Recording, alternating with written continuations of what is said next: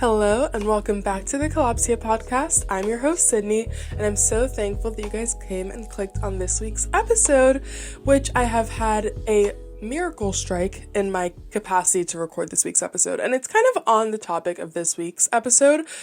I feel like I said the same thing a few times there, which is the construct of time, our relationship with time, the fear of time, and just how we can almost warp it, right? So think about what the biggest fear or the most common fear is amongst humans, amongst our societies. What is the most common fear that we all deal with? Feeling like we are lacking time, feeling like we're going to run out of time, feeling like we'll never have enough time to do everything that we want, to achieve everything that we want, to do everything that we want to do in a day, much less in a life. And I read this Substack post where they were discussing Sylvia Plath's work on a fig tree. I think it was, essentially, she wrote a story about how she was standing in front of a fig tree, and I could be butchering the storyline. I didn't read the original work, but this is the metaphor that they were leaning upon, is that she was standing in front of a fig tree and she was overwhelmed with all the different options that she could take for her life. And each fig represented a different path that her life could go down. And she was faced with such choice paralysis that she ended up choosing none of them. And the Substack was kind of thinking about, how the lack of choice and the lack of decision making can often kill us, kill our creativity, and kill that kind of passion within us. If we look towards our life and we're like, okay, I want to do this, I want to achieve this, I want to do this, but I feel like there are too many things I want to do, there's never going to be enough time, might as well do nothing. That's where we almost silence ourselves. So I want to talk about this passage of time. I want to talk about time in general. And on my last episode, or maybe a couple episodes back, somebody commented saying that they saw this book, which if you guys are listening and not watching, it's A New Earth by Eckhart Tolle. And I read this maybe when I was 19, so that might have been 4 years ago now. So I'm a little bit spotty with my, remembrance of it, but I skimmed back through it and I thought, let's apply this to this week's episode, because I thought I found a little passage that really goes with the topic. So I'm going to lean on this a little bit. I'm going to talk about it a little bit as per your request, but I'm not going to do like a full book report. And I doubt that I'm the best person to do so, but I thought it was interesting. And a slight tangent here, it's really interesting for me to revisit these books that I used to read when I was younger, because a lot of them are based on the ego, based on the, the mind body, the almost like the ego deaths and body pain as well. There's a lot of that. And it's interesting now with this master's degree that I'm studying. If you guys have been following along, I just started a master's degree in behavior analysis, and it's so distinct is the best way to describe it. And I'm not quite sure exactly where I fall in my total beliefs. Of course, the field that I'm working towards requires me to lean on behavior analysis, but I think that there is a little path in between that we may be failing to notice. But it's interesting because in behavior analysis, they would refer to books like these as mentalism, as thinking that your behavior and the way that you act is, a function of your ego, is a function of this other, entity that is controlling the way that you think and act and feel, that is not to do with your environment. So it is interesting to think about the distinctions between them. But without further ado, let me read the passage that I found pretty interesting in here. The paradox of time. On the surface, the present moment is what happens. Since what happens changes continuously, it seems that every day of your life consists of thousands of moments in which different things happen. Time is seen as the endless succession of moments, some good, some bad. Yet if you look more closely, that is to say, through your own immediate experience, you find that there is not many moments at all, that there are no many moments at all. You discover that there is only ever this moment. Life is always now.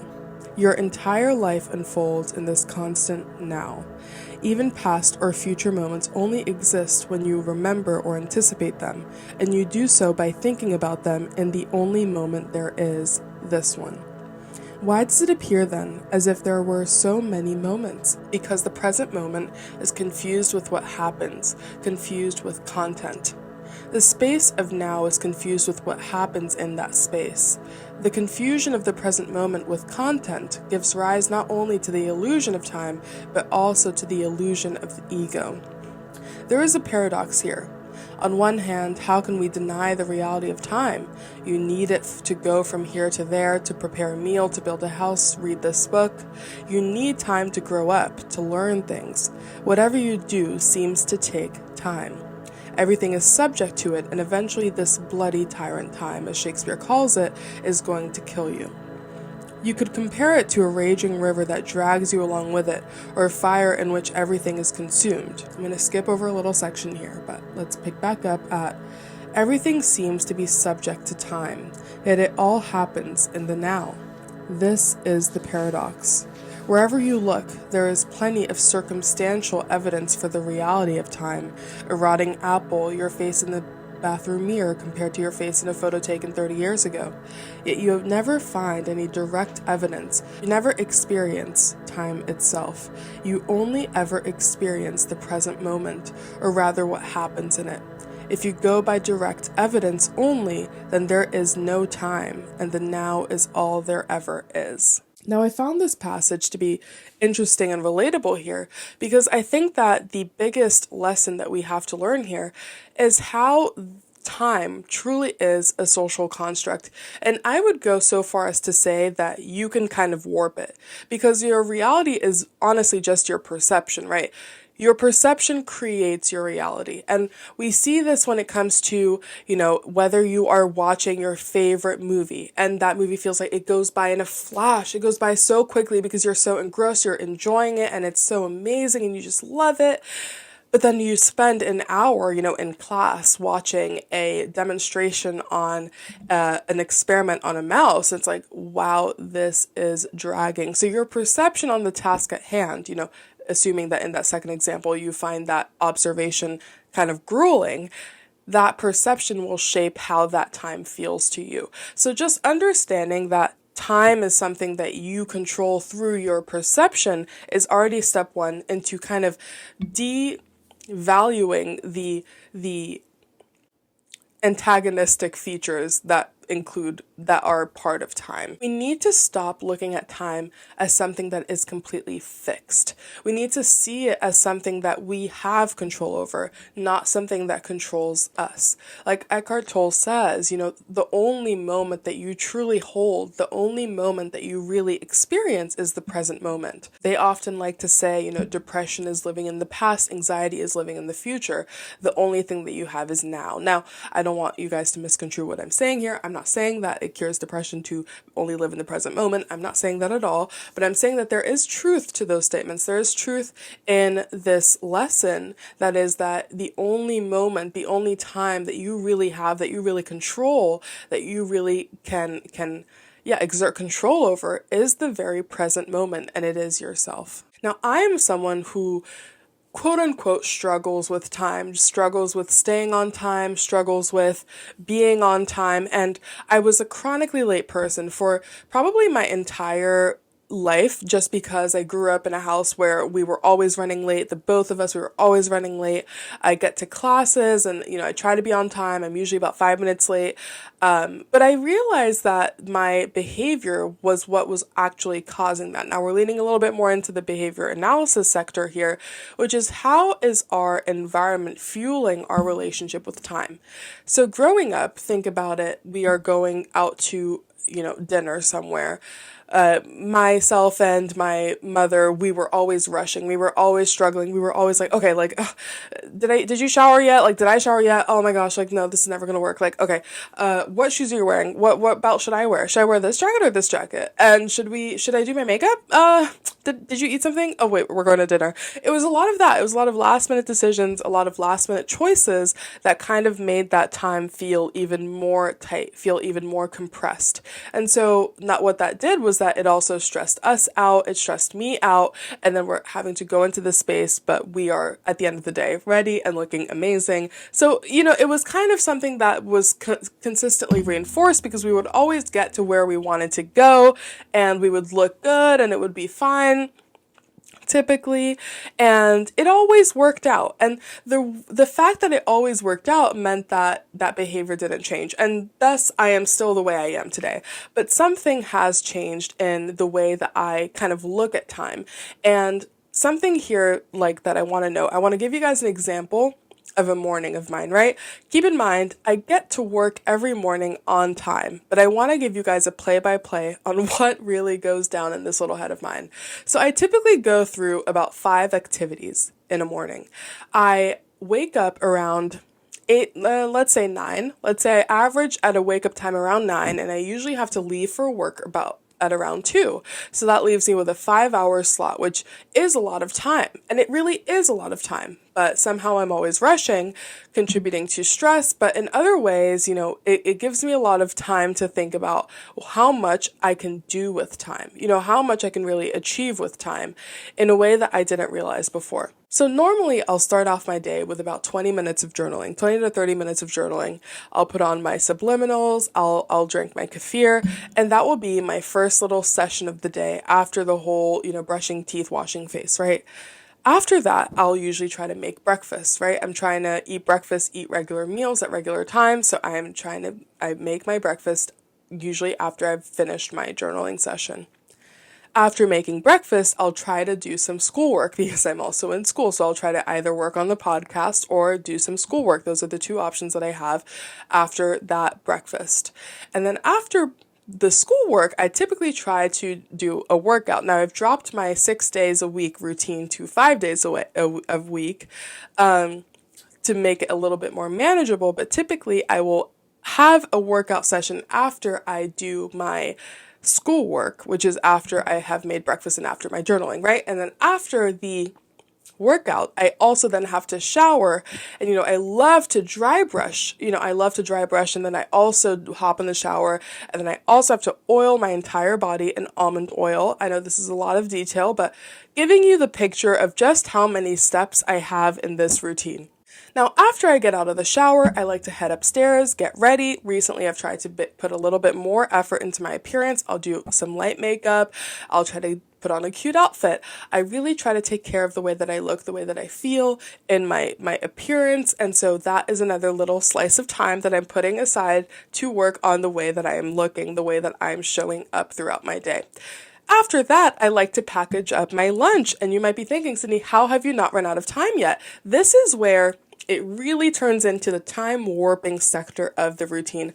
Up until my shower, I typically feel on time up until my shower. But what's interesting to note here is that my shower typically begins about 20 minutes before I have to hop out of the house and run out of the house and go catch the bus. So you might be thinking, this does not sound like enough time.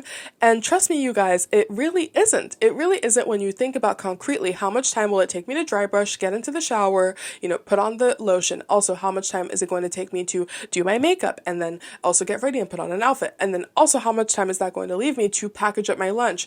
You might be thinking, that's impossible. That's literally not possible. I don't know how you're doing that. To be honest, I don't know how I do it either. My roommate is often like, Cindy, you've got to change your ways. You've got to fix it. There's something you got to work on. Yeah, and I do agree. I actually frequently run to catch the bus. And I spoke about it on a couple episodes ago because the bus driver actually recognized me and he was like, why are you always running? Leave a little bit of time. But, it's kind of that whole reinforced behavior of my kind of squeezing in as much as I can and being comfortable with almost that rush and running towards the end. But it also is a testament to just how much you can squeeze into a certain amount of time and just how restricted the feeling of lack of time really is. Because if I were to have the idea that, oh my goodness, I don't have enough time, I'm never going to be able to do this, the amount of time that I spend ruminating on my lack of time takes up my time. This actually reminds me of an episode that I watched with Ivana Crystal and her boyfriend Adam Roselli. And so they actually share a YouTube channel. Ivana Crystal, I think, is the name of the channel. And before they switched their podcast over to a different channel, they had a couple episodes on their channel. And I will link it if I can find which one it was. But in that episode, they actually discussed one of the, oh, I remember now. It was an episode about what they disliked about one another, because it's essentially a couples channel, right? They are happy and in love and obsessed with one another, and it's beautiful to see. It's a very positive channel. They're all about positivity.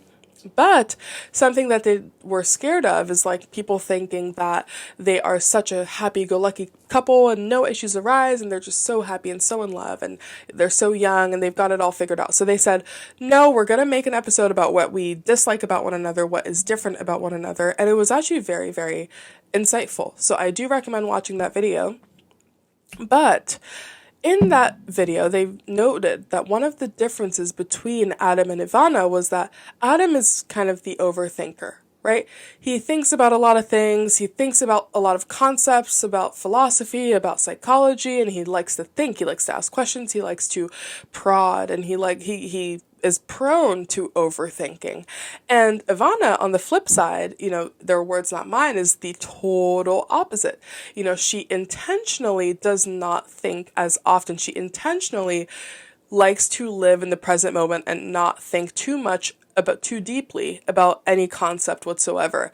And she noted in that video that, it's not because she can't, it's not because she's unable to, or that she's not smart or anything like that, but it's actually a conscious choice that she makes not to think too deeply about much at all. And I thought that this was very interesting, because I think that the discussion of intellectualism and even pseudo-intellectualism, I did an episode on that as well, is that like we are all fighting to prove that we are the smartest, that we are the most educated, that we are the most insight-filled, or whatever the word is, that we know so much, we hold so much knowledge.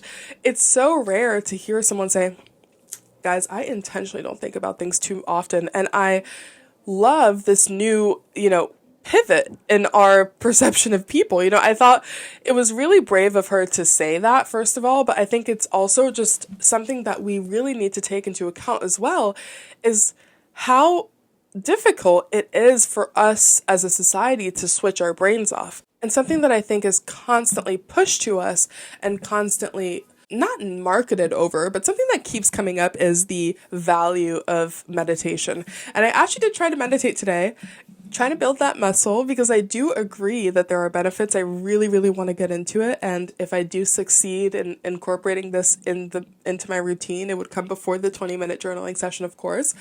I will let you guys know what changes I discover, but I digress. What's really interesting about that whole practice is that it's really inviting us to exercise the muscle of thoughtlessness, or not of thoughtlessness, but of almost thought selection control. There's a better word for it, and if I can think of it, I'll put it on the screen. But our ability to catch a thought and release it, and as a society, we've gotten into more of an anxious pattern, at least from my perspective of it. I feel like we are dwellers, we overthink. I feel like most of us may be Adams in this example. But I feel like we have something to learn from Ivana. We have something to learn from this intentional release of thought, this intentional digging in of the present moment and what is immediately in front of you, what you are immediately experiencing, and the freedom that lies in the present moment. A lot of the time when you have choice overload, we think, I do not have enough time. How can I possibly get all of this done?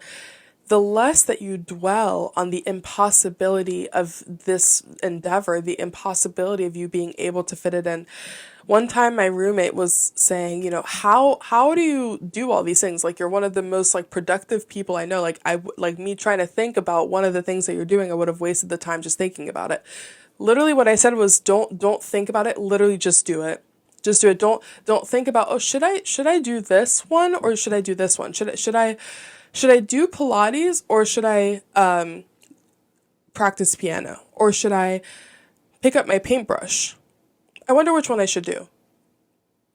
Just gut punch reaction, what should I do? Bang. Just choose one, and then the next day you can choose the other, and then the next day you can choose the other.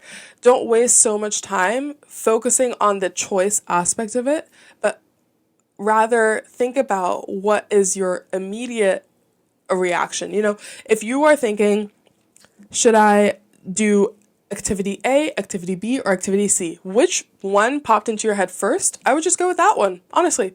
Or, if something works better in your schedule, just go with that one. The less time you spend thinking about the choices, the less time you spend dwelling at the fig tree, the sooner that you will be able to begin, the sooner that you can actually put it into action, right? And a great book that I recommend that I just lent to my friend actually is Atomic Habits, which is really, really going to help you set your goals into action in actionable steps. But before you can even do that, you must take action. You must make a choice. And so literally, I think trust your intuition. Don't spend as much time dwelling at the choices, and instead just go for a gut punch reaction. If you fail, then you've learned something. You can move on to the next thing. If it doesn't work out, then, oh, well, at least I tried to do something. Move on, go on to the next thing.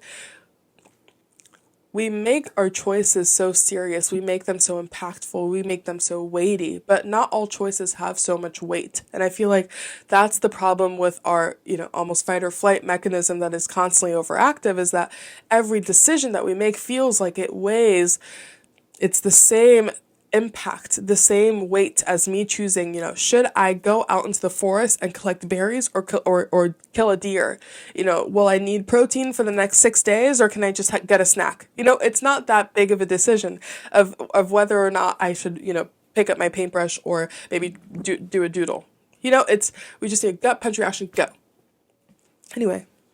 I feel like I got really passionate there at the end, guys. I do apologize.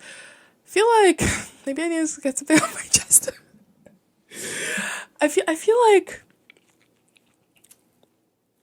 I'm falling into an Ivana Crystal thing, because actually, let me give you guys another real story, right? Today I wanted to make granola, and I also went to pick up a keyboard, which, guys, watch me become a producer, or an artist. I got a keyboard. I used to play piano, but anyway, I digress.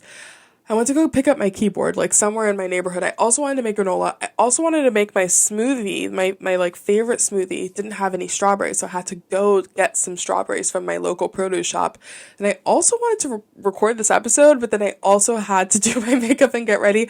And I had about 3 hours to do it. And I was like, when am I going to record this episode? I don't know how I'm going to record this episode. And I literally was like, whatever. I'll just release it. If it happens, it happens. If it doesn't, it doesn't. I'm sorry. I'll just say, guys, I'm sorry I wasn't able to record this week.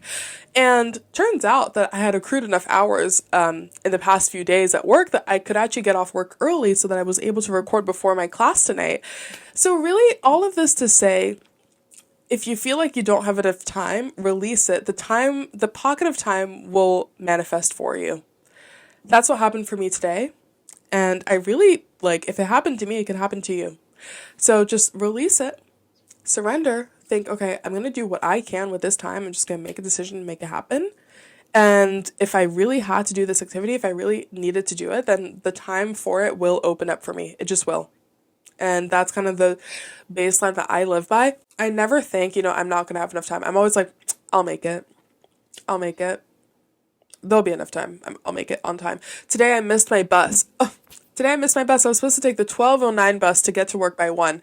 I miss it because I'm eating my smoothie that I finished making at 11:55. I finished making my smoothie. I'm like, okay, how am I going to get to work by 1 if I was supposed to take the 12:09 bus? I decide to eat my smoothie. I was like, I'm going to make it. I don't know how. I'm just going to make it there on time.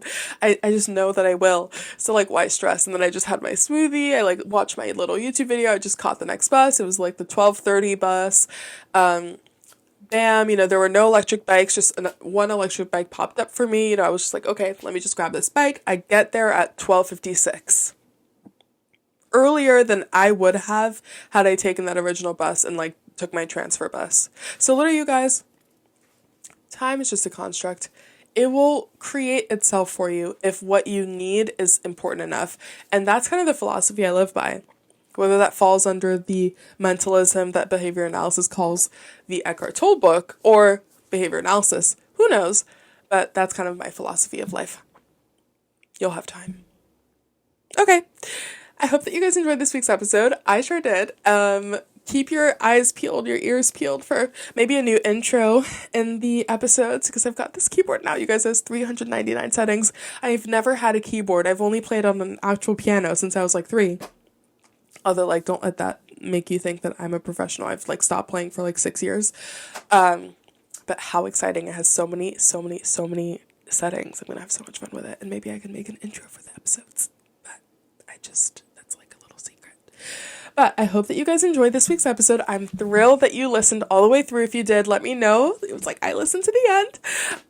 And yes, please let me know your thoughts. Please let me know your critiques. If you want to hear more from books like this, if you want to hear more from behavior analysis, I'm still learning, but I'm happy to, roll out whatever I learn, right? Okay. Don't forget to reach out. It's at kalopsiapod, KALOPSIAPOD on Instagram and TikTok, and it's at SydneyJotita, SYDNEYDJOTITA on Instagram, TikTok, and YouTube. I'm thrilled that you guys listened. I hope you enjoyed, and I will see you next Friday.